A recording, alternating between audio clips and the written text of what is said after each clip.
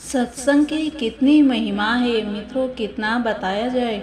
एक बार की बात है, नियमित सत्संग में आने वाला एक आदमी ने जब एक बार सत्संग में यह सुना कि जिसने जैसे कर्म किए हैं उसे अपने कर्मानुसार वैसा ही फल भोगना पड़ेगा, यह सुनकर उसे बहुत आश्चर्य हुआ। उसने अपनी आशंका का समाधान करने हेतु सत्संग करने वाले संत जी से ही पूछ लिया कि अगर कर्मों का फल भोगना ही पड़ेगा तो फिर सत्संग में आने का क्या फायदा है।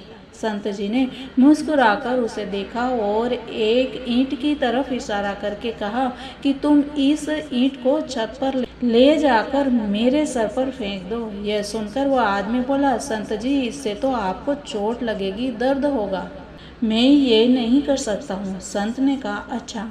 फिर उसे उसी ईंट के भार के बराबर का रुई का गट्टा बांध कर दिया और कहा, अब इसे ले जाकर मेरे सिर पे फेंकने से भी क्या मुझे चोट लगेगी। वह बोला कि नहीं। तब संत ने कहा, बेटा इसी तरह सत्संग में आने से इंसान को अपने कर्मों का बोझ हल्का लगने लगता है और वह हर दुख तकलीफ को परमात्मा की दया समझकर बड़े प्यार से सह लेता है।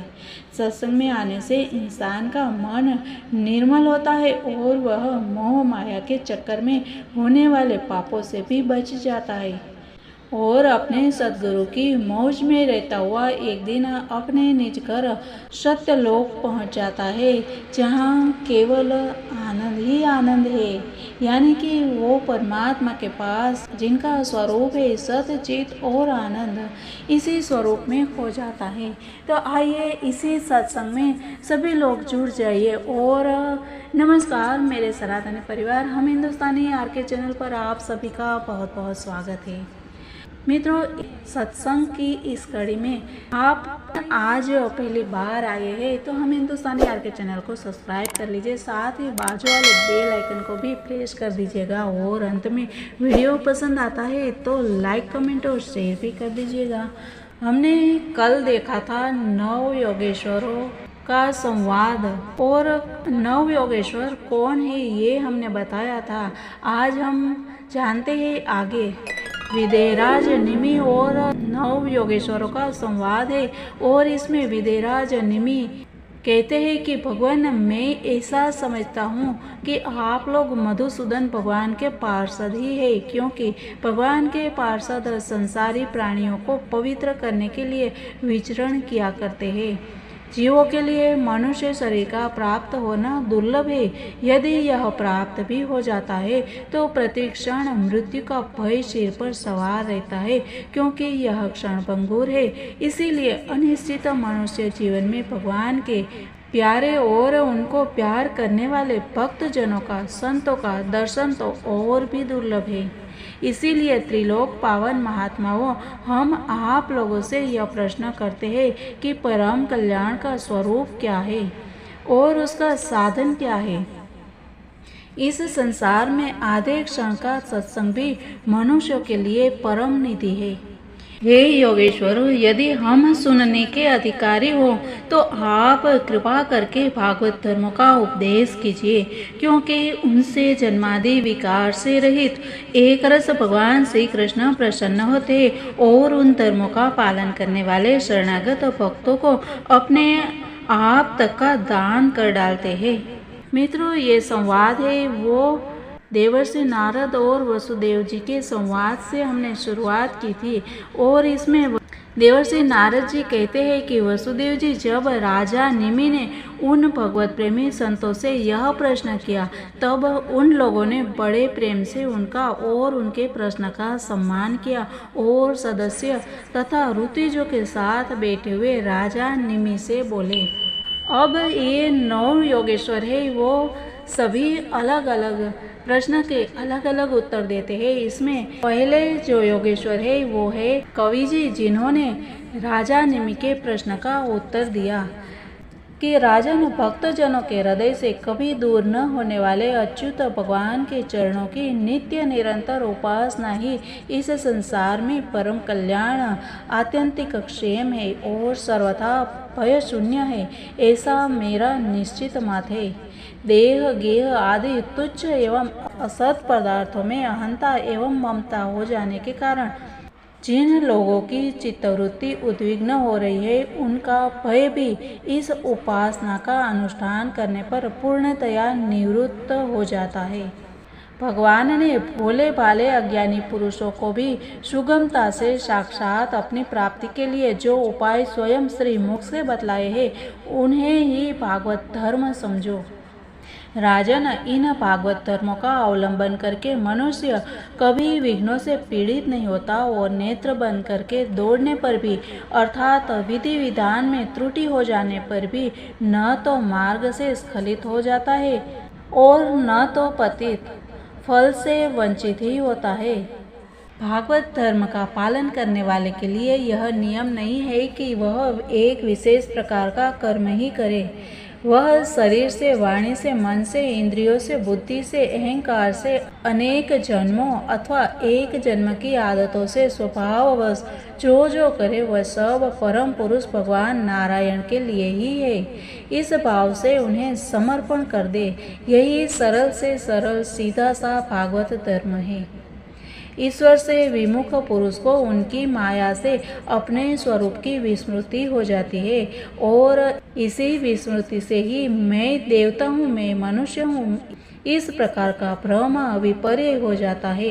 इस देह आदि अन्य वस्तु में अभिनिवेश तन्मयता होने के कारण ही बुढ़ापा, मृत्यु और रोग आदि अनेक भय होते हैं। इसीलिए अपने गुरु को ही आराध्य देव परम प्रियतम मानकर अनन्य भक्ति के द्वारा उस ईश्वर का भजन करना चाहिए।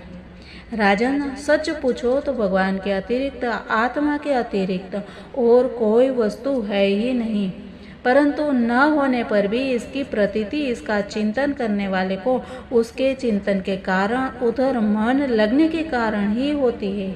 जैसे स्वप्न के समय स्वप्न दृष्टा कल्पना से अथवा जागृत अवस्था में नाना प्रकार के मनोरथों से एक विलक्षण ही सृष्टि दिखने लगती है।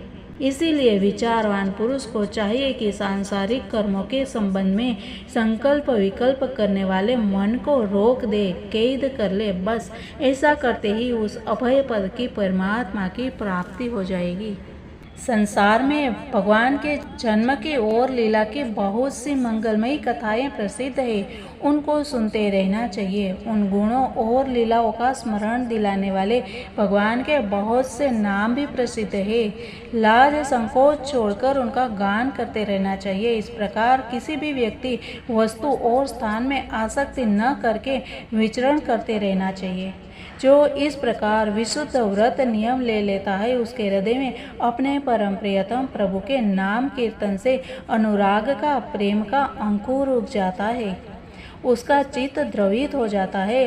अब वह साधारण लोगों की परिस्थिति से ऊपर उठ जाता है, लोगों की मान्यताओं धारणाओं से परे हो जाता है।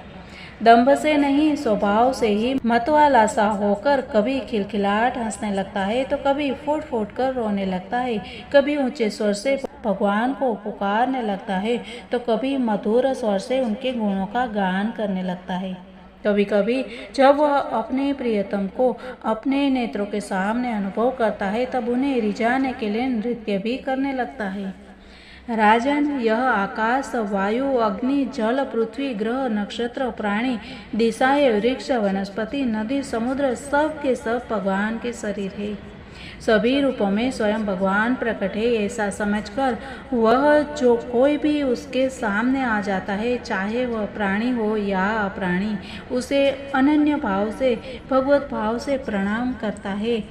जैसे भोजन करने वाले को प्रत्येक ग्रास के साथ ही तुष्टि यानी कि तृप्ति, सुख प्राप्त होता है, पुष्टि यानी कि जीवन शक्ति का संचार होता है और क्षुधा निवृत्ति, ये तीनों एक साथ हो जाते हैं, वैसे ही जो मनुष्य भगवान की शरण लेकर उनका भजन करने लगता है, उसे भजन के प्रत्येक क्षण में भगवान के प्रति प्रेम, अपने प्रेमास्पद प्रभु के स्वरूप का अनुभव और उनके अतिरिक्त अन्य वस्तुओं में वैराग्य, इन तीनों की एक साथ ही प्राप्ति हो जाती है। राजन, इस प्रकार जो प्रति क्षण एक एक वृत्ति के द्वारा भगवान के चरण कमलों का ही भजन करता है, उसे भगवान के प्रति प्रेममयी भक्ति, संसार के प्रति वैराग्य और अपने प्रियतम भगवान से स्वरूप की स्फूर्ति, ये सब अवश्य ही प्राप्त होते हैं। वह भागवत हो जाता है और जब ये सब प्राप्त हो जाते हैं तब वह स्वयं परम शांति का अनुभव करने लगता है। इस प्रकार राजा को पहले योगेश्वर यानी कि कवि जी ने उत्तर दिया और ये उत्तर सभी के लिए है, हम सभी के लिए है। हमें अपने जीवन में इन्हीं का पालन अनुसरण पूर्ण श्रद्धा भक्ति के साथ करना चाहिए। मित्रों, हम कल जानेंगे राजा निमि के और प्रश्न। तब तक के लिए सबको जय हिंद, वंदे मातरम, भारत माता की जय, सनातन धर्म की जय।